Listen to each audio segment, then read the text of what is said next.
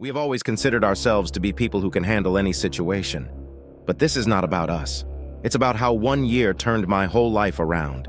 I am Mark Johnson, and what happened to me is like no other. It all started one rainy night when I decided to stay home instead of celebrating the new year downtown. I just wanted peace. The weather was terrible. The sky was covered with black clouds, and the wind howled like an angry animal. My house, an old 2-story cottage on the outskirts of town, looked especially ominous on a night like this. I turned on the TV, hoping that someone's company would help me cope with loneliness.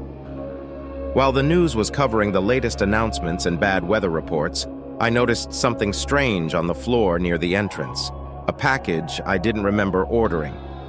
The bag had a torn wrapper and no address. I carefully opened the package. Inside was an old, worn diary that looked as if it had been buried in the ground for decades. I was so interested that I decided to start reading. The diary belonged to a man who called himself James Larson. The first thing I read shocked me. Today, I took another victim's life. Things are going according to plan. No one suspects, but this is just the beginning. With each page, I became more and more immersed in James' story. His words were filled with violence and evil. Each entry was marked with details of his crimes and cruel deeds that made my hands tremble with fear. The night turned into a nightmare. I began to feel that my life and his stories were intertwined. My nerves were on edge. And now that I read those words, it seemed to me that James might be closer than I thought. The rain beat against the windows, and it seemed to me that the sounds in my house became parts of his ominous game. Immersed in these terrifying recordings, I began to feel that something or someone was watching me. No matter how hard I tried to calm myself down, the feeling of insecurity grew. I tried to calm down, but fear had already swallowed me completely. Every crack that came from the darkness seemed to be part of some cruel plan. I tried to distract myself, turned off the TV and poured myself a glass of water, but even water could not wash away this feeling of fear. I went back to my journal. James Larson's inner world was like a black hole, and every record was a part of this boundless horror. His words, like a cold wind, made their way to my soul. The book was written about his victims, details I can't forget. The description of his actions, the terrifying details of how he planned his crimes. But the worst part was that in some of the records he mentioned additional victims that still needed to be found. My hands started to sweat, and I couldn't stop my heart from beating fast. What if James Larson is still here? What if he was somewhere nearby, watching me through the windows or through the darkness? My room became less and less comfortable. I decided to check the locks on the doors and windows. Every step I took seemed loud and unnecessary in the silence. I looked at the clock. It was already late, and I began to feel that sleep might be dangerous.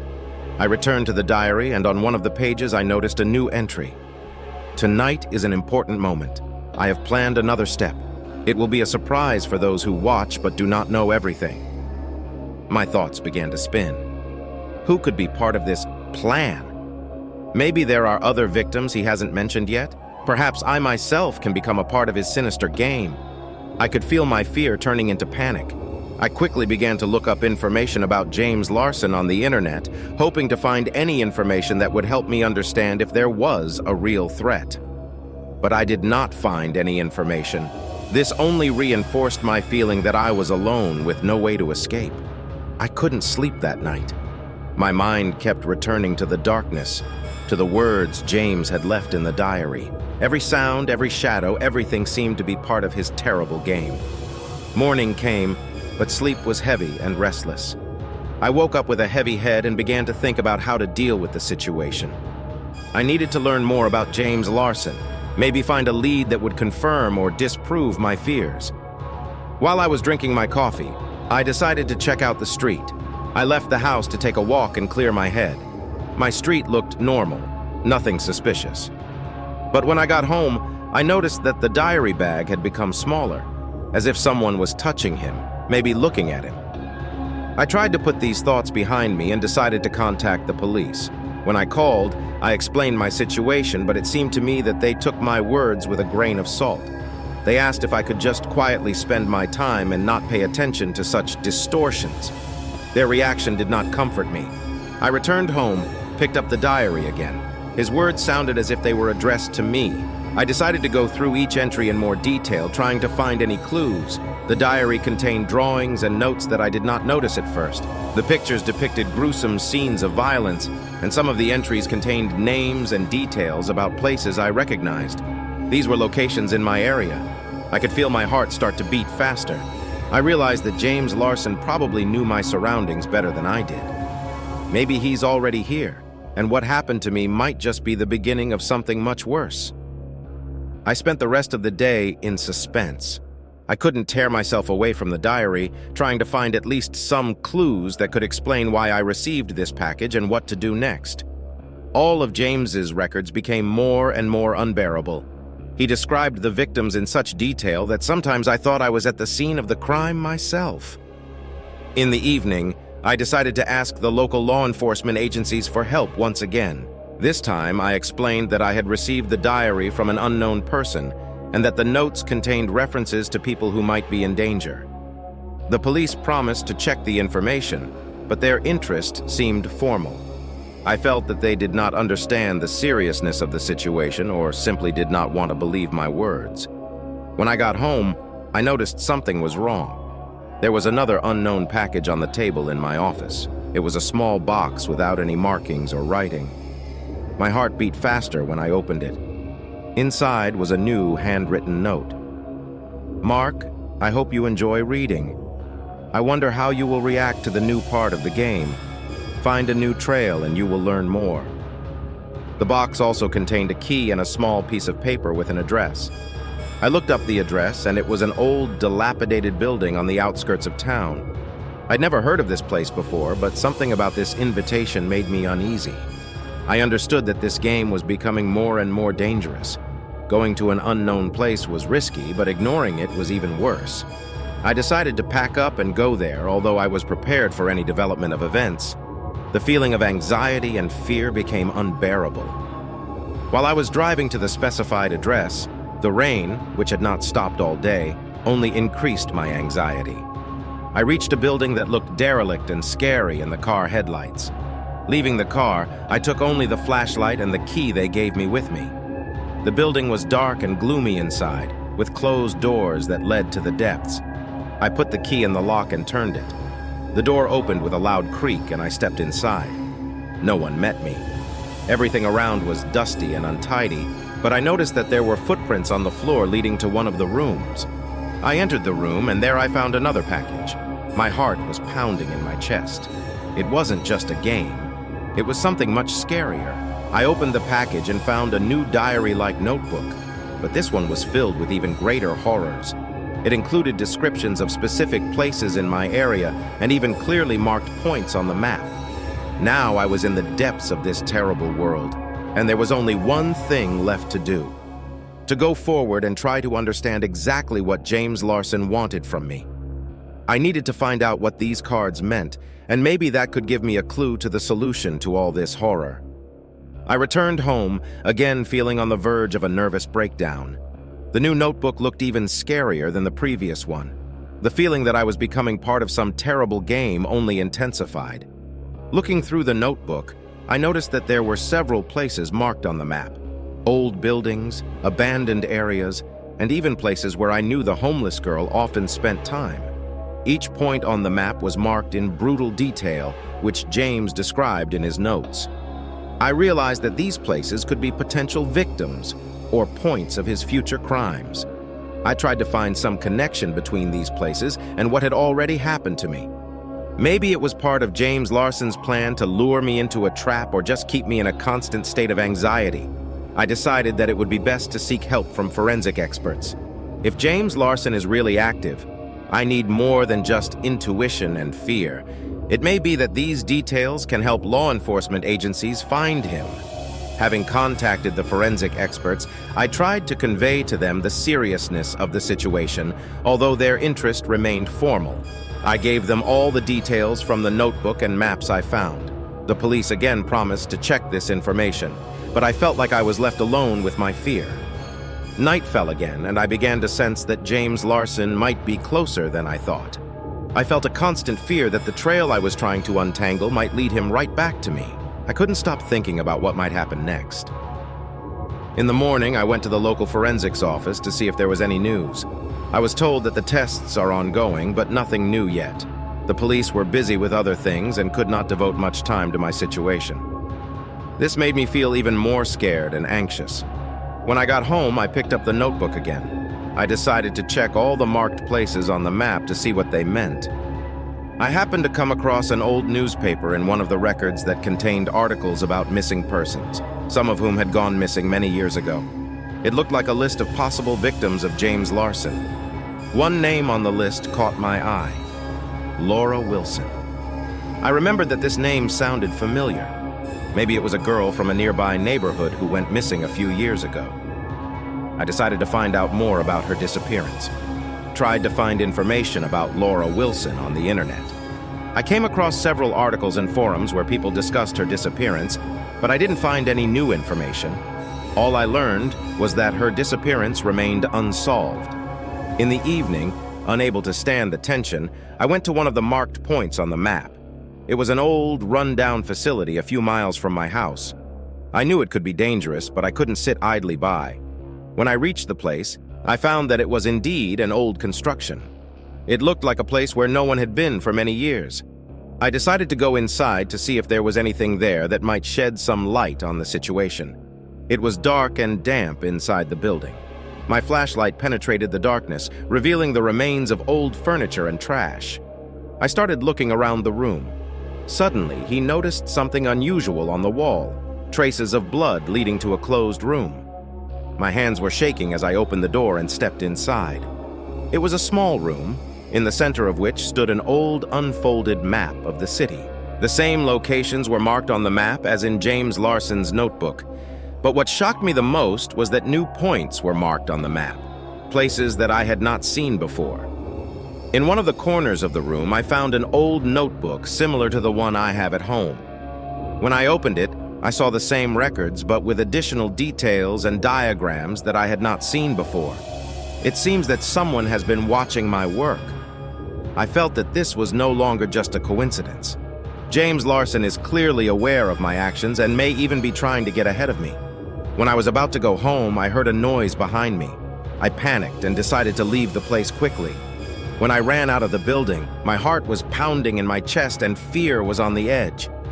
Back at home, I tried to calm down and figure out what to do next. I examined the new details in the notebook and the map, trying to find at least some new clues. I understood that every new day becomes more and more dangerous. If James Larson is indeed watching me, I should be prepared for any developments. My mind was filled with anxiety, but I knew I couldn't stop. I need to find answers and untangle this web of horror, or I could be the next victim. At night, I went to bed, but my sleep was restless.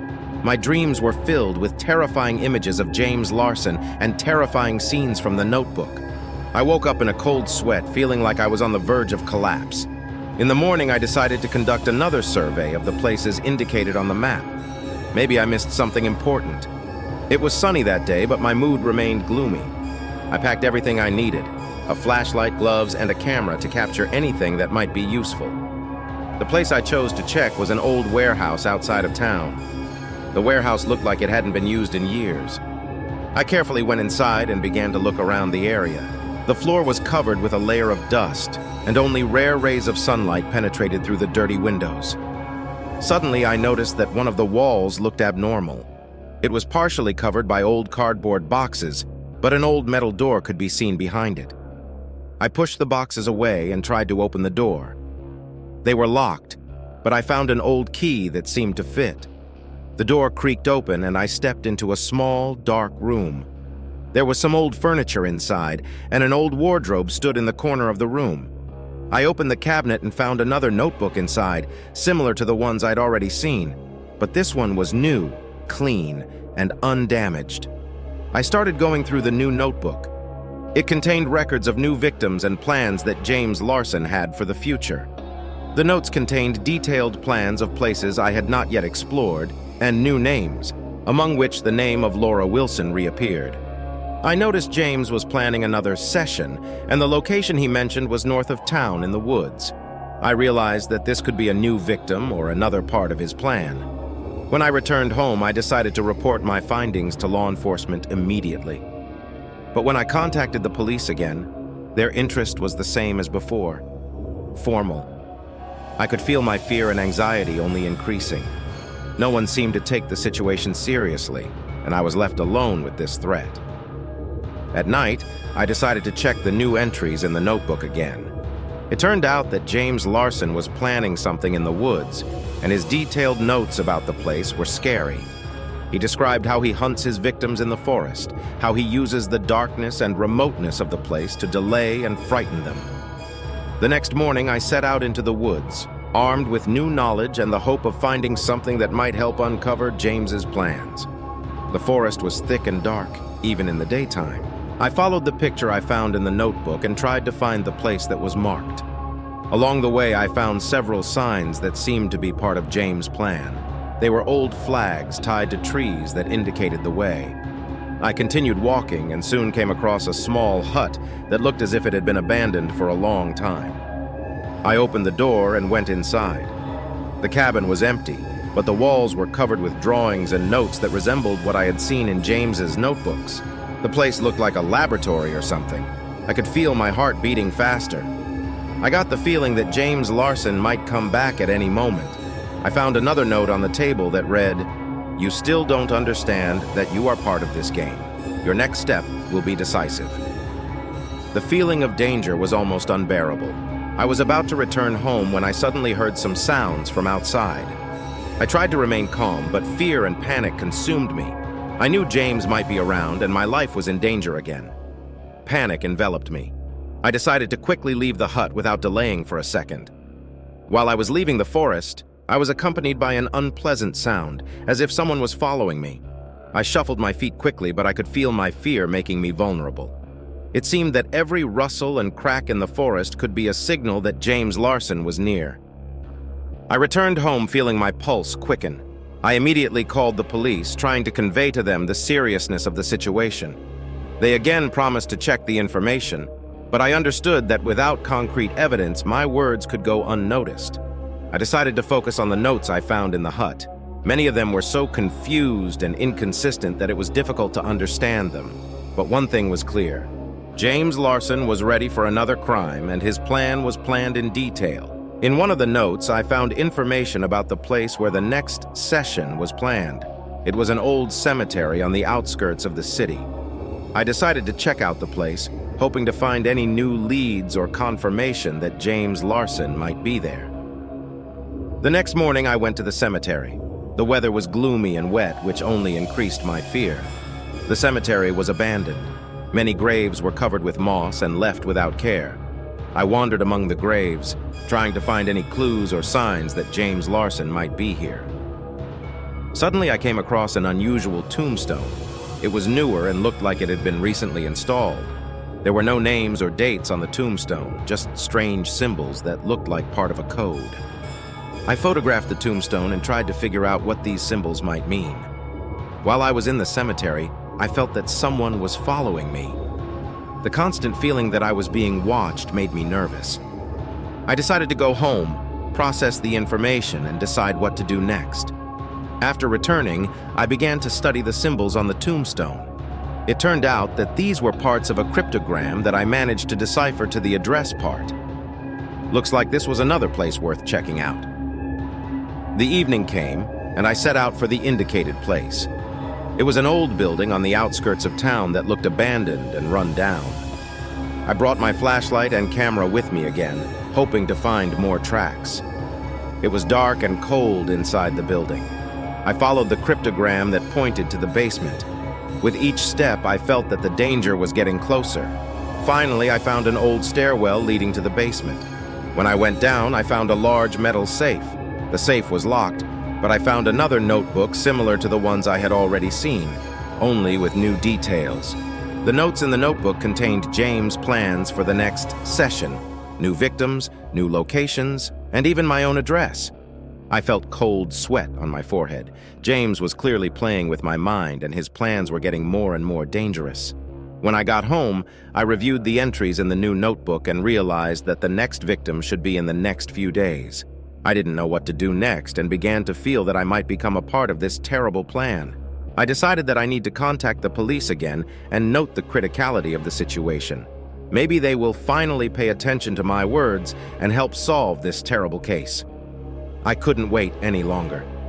My fear and tension reached a critical point. I called the police again, trying to convey the importance of the new information I had found in the notebook. However, this time my story sounded even more disturbing, and I tried to convince them that James Larson was planning another killing in the coming days. I could not stay at home in this condition. Gathering all my strength, I set out for the building I found in the woods, intending to conduct another inspection. My goal was not only to find new leads, but also to try to understand why James Larson might be so interested in me. Maybe he had some personal motives?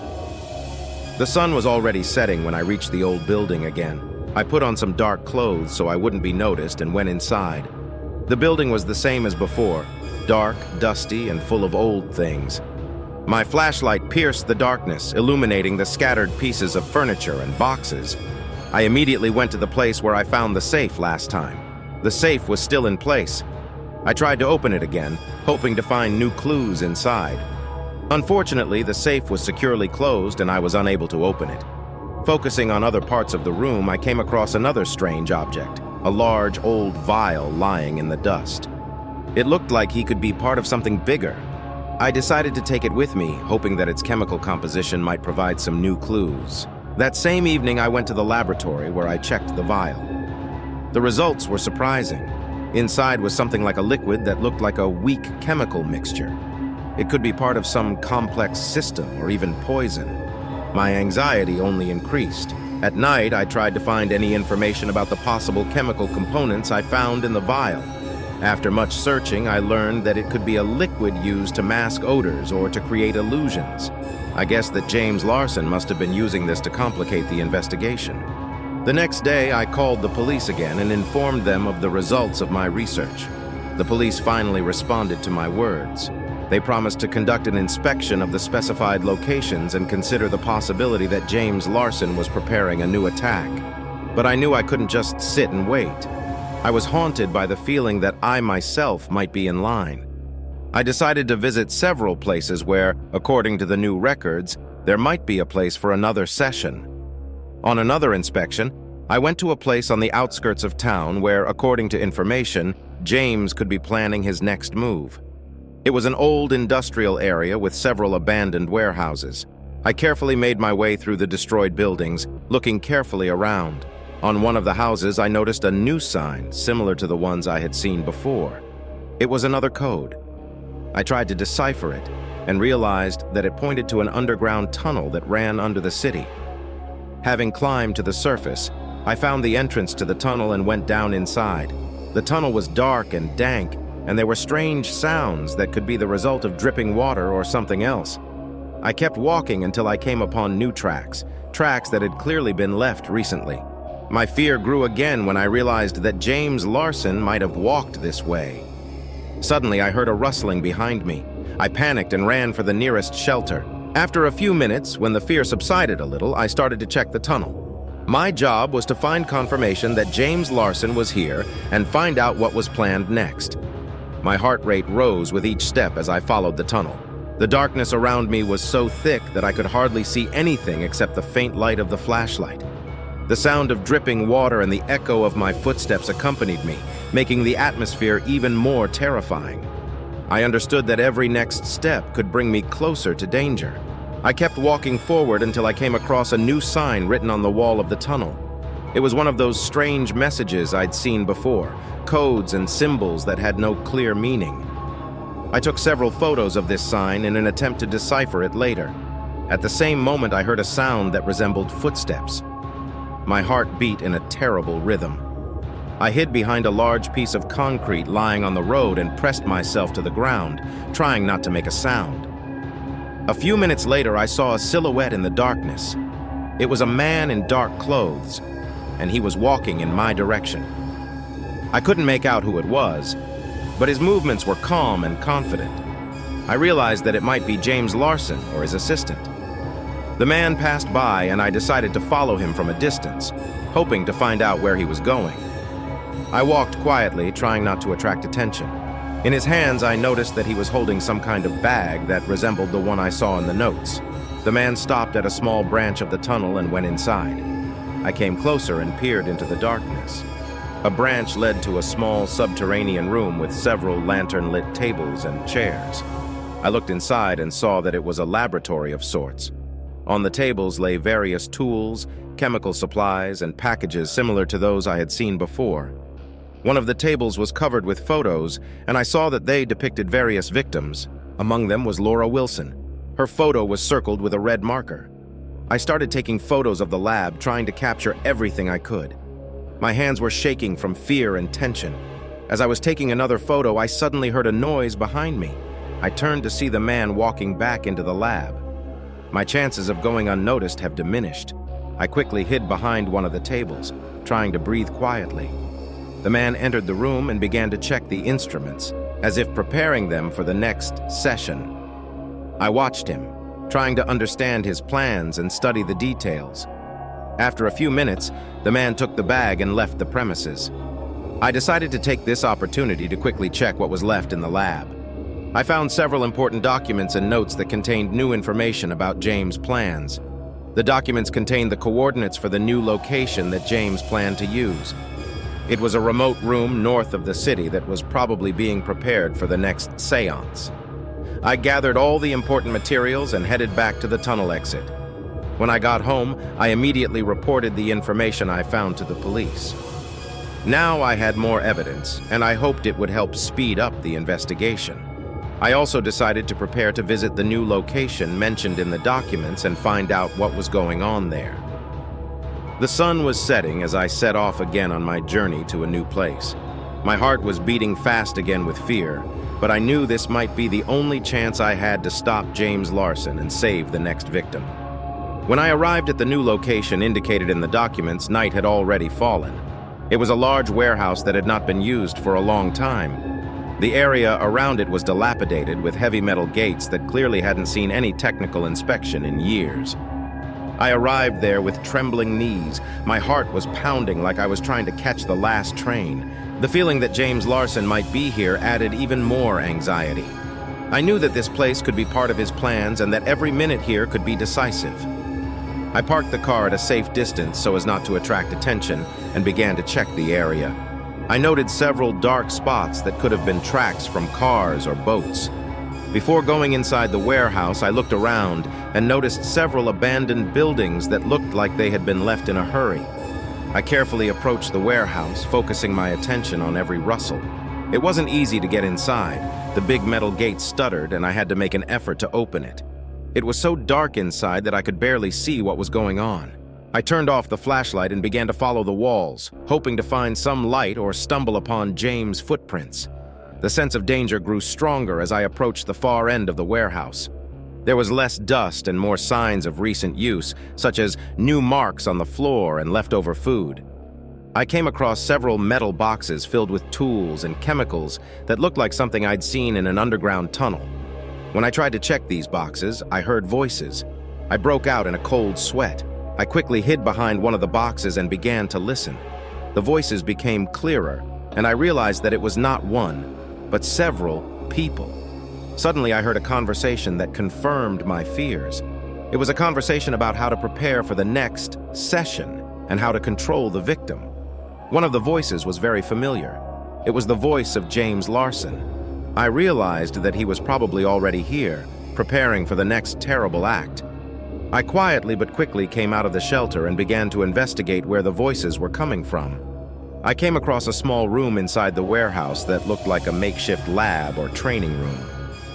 In the middle of the room, I saw James Larson with several assistants who were busy preparing instruments and records. On the table lay a large diagram with plans for the next few days. It contained detailed information about whom and where James Larson planned to take. I decided to take some photos and videos to provide evidence to the police. It was my only hope that I could prove to the world the extent of James' terrible plans. While I was filming, I felt someone approach the room. My heart sank again. I quickly hid in the closet that stood against the wall. I heard someone open the door and go inside. I tried not to breathe and stay as quiet as possible. A few minutes later, I heard the voices die down again. I carefully got out of the closet and continued filming until I was done. I gathered all the information I could and decided to leave the place. I slowly and quietly made my way back to the exit. When I returned home, I handed over all the evidence I had collected to the police. Now they had enough information to launch a massive investigation and hopefully find James Larson before he could carry out his plans. Every day the danger increased, and I felt that I should be more careful. Now it was left to hope that the police would be able to find James in time and stop him.